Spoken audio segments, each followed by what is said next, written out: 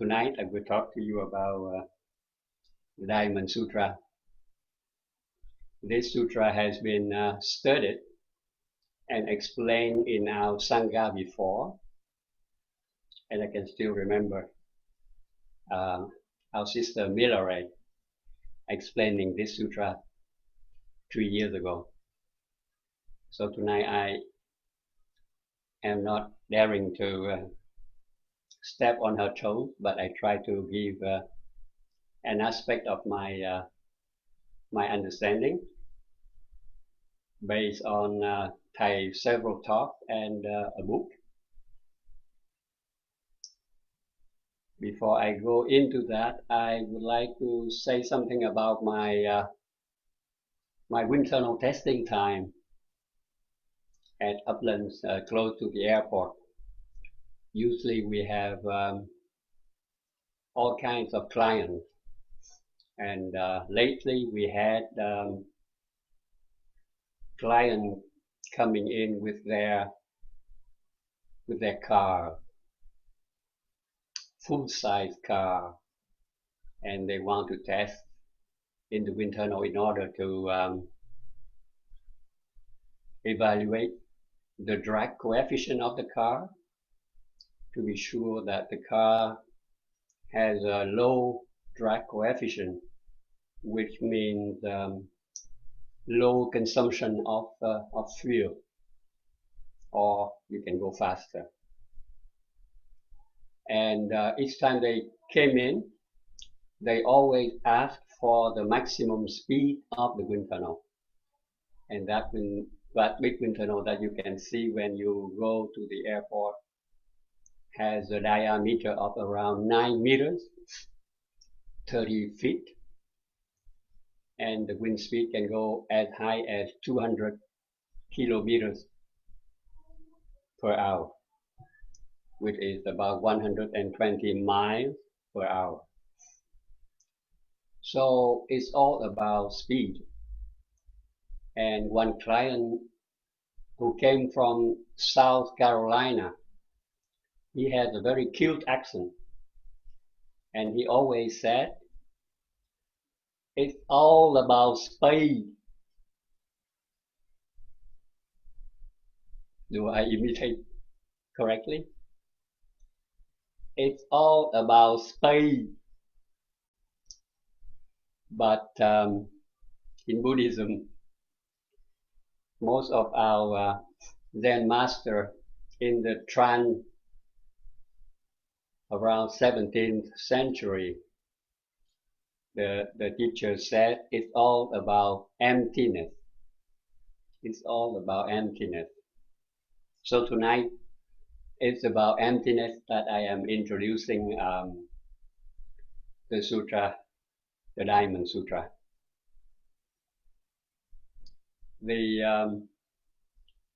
I was struck by, in 1965, I was 18 years old, 17 years old. I was on my way to prepare to go to Canada, and someone offered me this book at that time, which is called Buddhism, Today Buddhism, that Thầy wrote in 1965. And the book has not been translated, but has been reproduced 2 other times, 1969 and then 1985 in San Jose, USA. And now they run out of the book, but you can obtain a PDF copy on the internet. And I was struck by the introduction of the principle of interrelatedness, and that how it dragged me into becoming a practitioner, a Buddhist practitioner. And I liked it because I have a scientific background, and when I found it, I said, wow, this is more than just spiritual path that can help me in understanding what is going on in my life. So emptiness is important that the Buddha introduced during his 45 years of teaching. And the notion was also mentioned in the book that he used to give to the novice monk and nun. And in that book that the novice monk and nuns received, there was a sentence saying that the suffering created, for the donkey and the camel due to the fact that they have to carry heavy weight on their back, or the suffering of someone who had to swim in the sixth realm.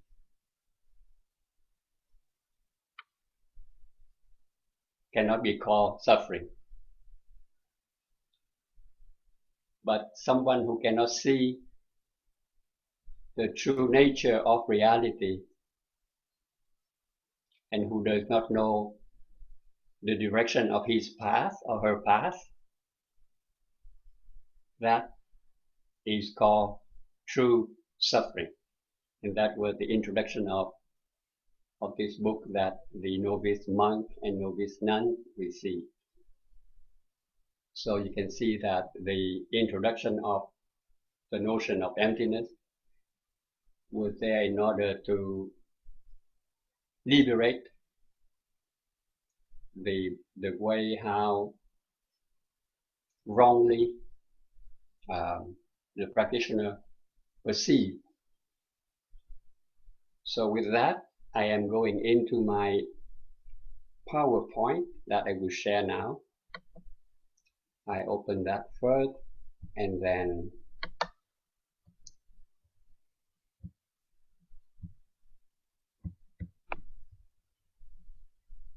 we will see how I can share that.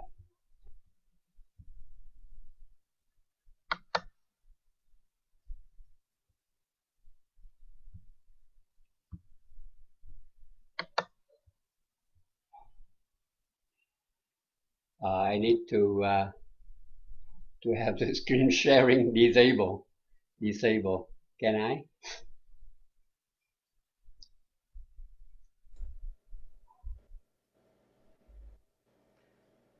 Hang on. I need to make you host. Okay. Either that or I share the PowerPoint for you and you tell me when we go next. One or the other, but because I control the okay, that's perfect. You have to accept. I can do now? Yes, you have to accept. Here we go.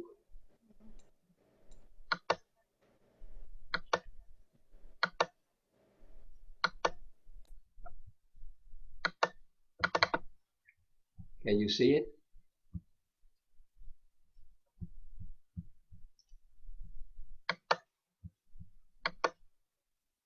Can you see it? Yes, we can.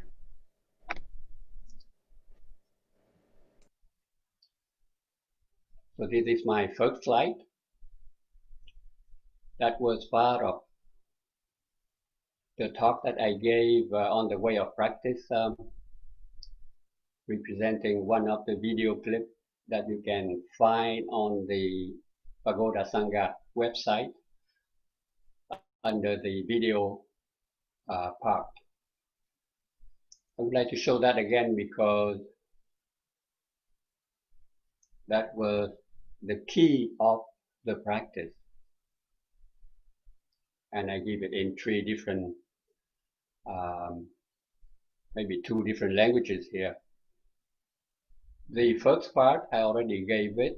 It's called Parikalpita, and in Vietnamese, Biến Kế Sở Chấp, which is the translation from the Chinese language. And I copy that from Thai, which means the imaginary construction of our mind. our mind cannot see the true nature of reality. That could be called a mind veiled by ignorance, not a clear mind, or we can call sometimes deluded mind. And the other shore, number 3, represent really the other nature of the Dharma with a small d, where things manifest in themselves, and that is called sometimes the ultimate dimension. In order to go from the deluded mind, one shore, to the other shore of the clear mind, we have to practice what is called the contemplation of interrelatedness, interbeing, interdependent, paratantra. It seems that it is the only Buddhist way. I don't know any other way myself, through the book I read and through the Dharma talk that I heard. And in the book Transformation at the Base, with the new title Understanding Our Mind, this is only one way to go and to become enlightened. You can ask 2 questions here. How long does it take to arrive at the other shore? I don't have the answer. And what does it feel when we get to the other shore? Well, we overcome all ill beings that the books say that the Avalokita Bodhisattva has realized, but I don't have the answer because I am not there yet. How does it feel? How long to get there? We don't know, but the principle of interrelatedness is the key of our last step of what I can call the 4-step meditation.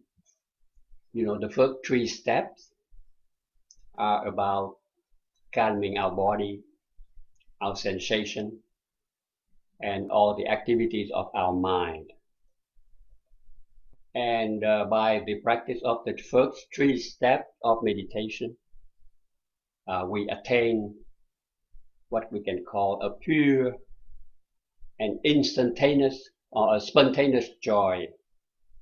The joy which is the result of the meditation practice. But this is not enough. In order to get to the seeing the true nature of reality, to get enlightened, you have to practice the 4th step of meditation, which is the last 4 sentences in the Sutra of the full awareness of breathing. So it's all about no self and impermanence. So tonight I will give you a kind of summary of the 4 essential teachings of the Diamond Sutra, based on Thay's several Dharma talks and book. I also have a transcript of one talk that I can also send to all of you via email. In order to situate the Diamond Sutra in the history of the appearance of the sutra, the Diamond Sutra seems to be appearing around 150 to 200 years in the Common Era. And the sutra means literally the sutra of the diamond that can cut through illusion. And that sutra is part of the vast Prajna Paramita literature. Prajna Paramita means great understanding, which, taught or which teaches insight of interbeing and the principle of non-duality. You have other sutra like the Sutra of All Jewel, the Garland Sutra, the Discourse of Vimalakirti, the Sarama Pundarika Sutra or Lotus Sutra, and the last one is the Vasha Shedika Sutra, which is the Diamond Sutra.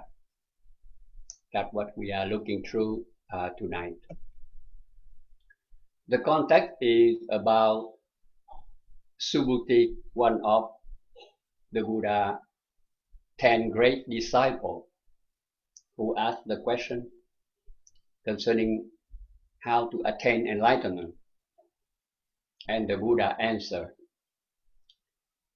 focus on the transcendent understanding.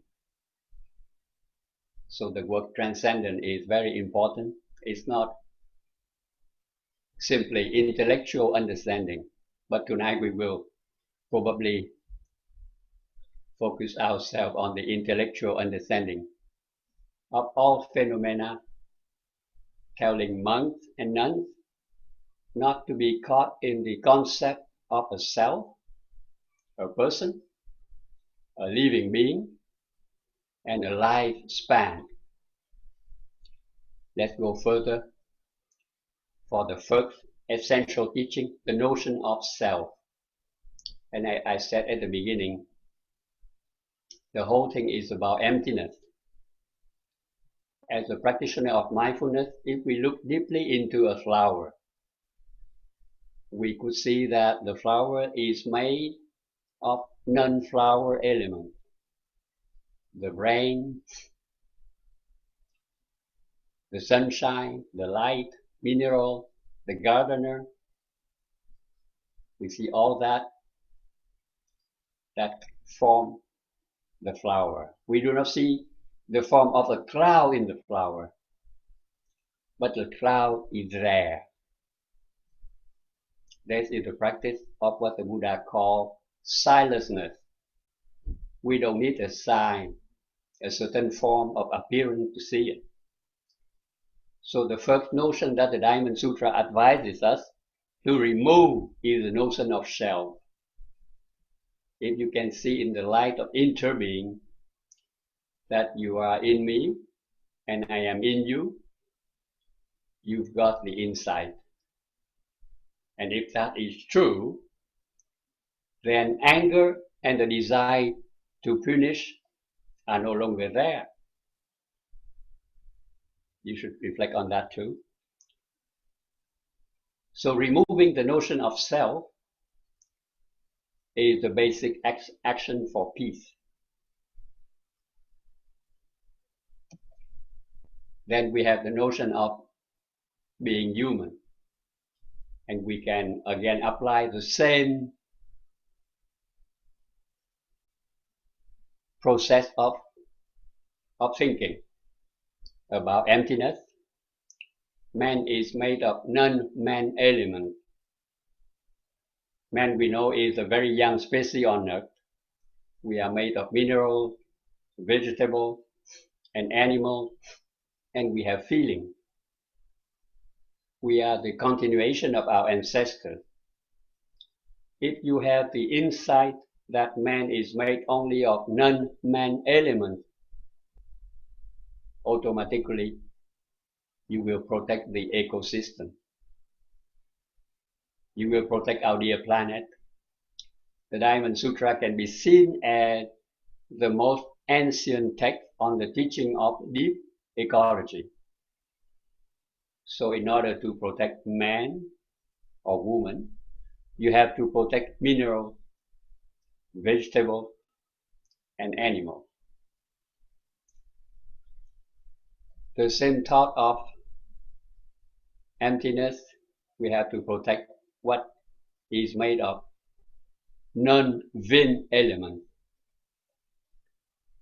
Vin is made of non-Vin elements.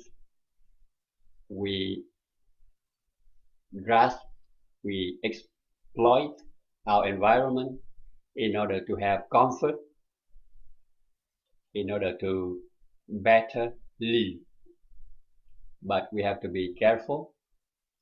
If what we do is not sustainable, we are in the long run, we can run into trouble. This is a picture of the glacier taken by NASA using satellite over a period of 50 years, and you can see the glacier receding, which is caused by the global warming, and we don't want our future to be like that. We have to do something to revert the global warming, as Thầy is teaching us. The notion of living being, and this is Thầy wrote, you have to see the true relationship between you and the Buddha. You must see that the Buddha is made only of non-Buddha elements. And you must see that you are made of non-you elements. You must see that you are in the Buddha is in you. Before you have that understanding, you should not bow. Wow. Because you think that you and the Buddha are two separate entities. So there is a discrimination between Buddha, the enlightened one, and living being. A discrimination between the creator and the creature. You have to see God in yourself, and you have to see yourself in God in order for true communication to be possible. And the next one, the notion of lifespan. If you believe that you are born at one point and you will die at another point, after which nothing remains, you are caught in the notion of a lifespan. And Thầy wrote, it is impossible for you to die. And I add, because if you were never born, how can you die? To be born is to come from nothing to become something. But before you get out from your mother, you were already there. And where are you 9th month before that? You are maybe half in your father, half in your mother. You already exist everywhere. So how can you die? So it is impossible for the cloud to pass into the realm of non-being. Like Catherine gave us at the beginning, the cloud did not disappear, but it became rain. So right view transcends the notion of being and non-being, birth and death. That is why this insight can help produce right thinking, right speech, and right action. It has the power to heal and to nourish. And here I come to the last slide to conclude my talk. Those are the teachings of the Buddha. It is possible to be happy and joyful in the here and the now. Every in-breath, every step can help you touch the wonders of life. Recognize that we are luckier than so many people, and if we are happy, we have the opportunity to help other people. So again, I conclude in saying it's all about emptiness. And I present my deep bow to you and thank you for listening.